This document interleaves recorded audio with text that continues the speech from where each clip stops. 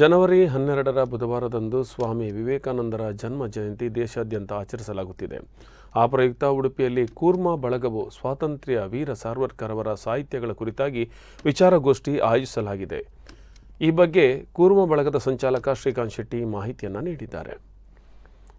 ಜನವರಿ 12ರಂದು 3 ಗಂಟೆಗೆ ಉಡುಪಿಯ ಪುರಭವನದಲ್ಲಿ ಕಾರ್ಯಕ್ರಮ ನಡೆಯಲಿದೆ. ಕಾರ್ಯಕ್ರಮದಲ್ಲಿ ಮುಖ್ಯ ಅತಿಥಿಗಳಾಗಿ ವೀರ ಸಾವರ್ಕರ್ ಅವರ ಮೊಮ್ಮಗ ಮೃತ್ಯುಂಜಯ ಪ್ರಕಾಶನ, ಇದರ ಮುಖ್ಯಸ್ಥರಾಗಿರುವ ಸಾತ್ಯಕಿ ಸಾವರ್ಕರ್, ಬಿಜೆಪಿ ರಾಷ್ಟ್ರೀಯ ಸಂಘಟನಾ ಪ್ರಧಾನ ಕಾರ್ಯದರ್ಶಿ BL ಸಂತೋಷ್ ಮತ್ತು ಖ್ಯಾತ ಸಾಹಿತ್ಯ ವಿಮರ್ಶಕರಾಗಿರುವ ಸಂದೀಪ್ ಬಾಲಕೃಷ್ಣನ್ ಮೊದಲಾದವರು ಭಾಗವಹಿಸಲಿದ್ದಾರೆ.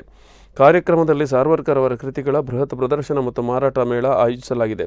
ಜೊತೆಗೆ ಸಾವರ್ಕರ್ ಅವರ ಸಾಹಿತ್ಯಕ್ಕೆ ಸಂಬಂಧಿಸಿದ ಸಾಂಸ್ಕೃತಿಕ ಕಾರ್ಯಕ್ರಮಗಳು ನಡೆಯಲಿವೆ ಎಂದು ಹೇಳಿದರು. ಪತ್ರಿಕಾಗೋಷ್ಠಿಯಲ್ಲಿ ಸಂವೇದನಾ ಫೌಂಡೇಶನ್ ಇದರ ಅಧ್ಯಕ್ಷ ಪ್ರಕಾಶ್ ಮಲ್ಪೆ, ಸೂರಜ್ ಕಿದೀರು, ಸುಜಿತ್ ಶೆಟ್ಟಿ, ಶಶಿಕಾಂತ್ ಶೆಟ್ಟಿ ಮೊದಲಾದವರು ಉಪಸ್ಥಿತರಿದ್ದರು.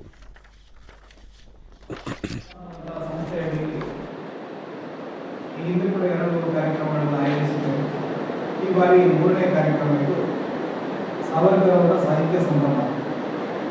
ವಿವೇಕಾನಂದ ಜಯಂತಿ ಜನವರಿ 12ಕ್ಕೆ ಎಲ್ಲ ಕಡೆ ಆಚರಿಸಲ್ಪಡ್ತಾರೆ. ಉಡುಪಿಯಲ್ಲಿ ವಿವೇಕಾನಂದ ಜಯಂತಿಯ ಪ್ರಯುಕ್ತ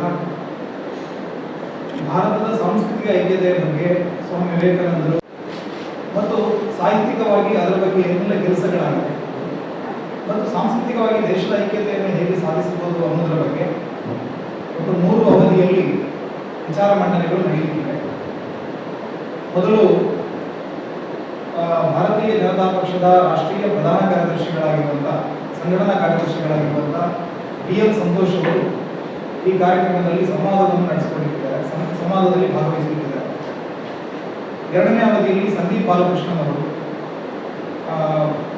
ಬಹಳ ದೊಡ್ಡ ಲೇಖಕರು ಮತ್ತು ವಿಮರ್ಶಕರು. GP ಹರೀಶ್ ಅವರು ಬರಬೇಕಿತ್ತು, ಆದರೆ ಅನಾರೋಗ್ಯದ ಕಾರಣ ಅವರು ಬರ್ತಾ ಇಲ್ಲ. ಅವರ ಜೊತೆಗೆ ಸಂದೀಪ್ ಬಾಲಕೃಷ್ಣನ್ ಅವರು ಈ ಕಾರ್ಯಕ್ರಮದಲ್ಲಿ ಭಾಗವಹಿಸ್ತಾರೆ.